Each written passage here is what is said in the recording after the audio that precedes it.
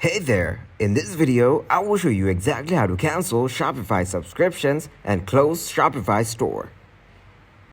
First, go to your web browser. Here, search for Shopify.com. Click to open its official website. Then click on Login from your top right corner. Now select your account to continue. Once you're in, click on Settings from your bottom right corner. Then go to Plan.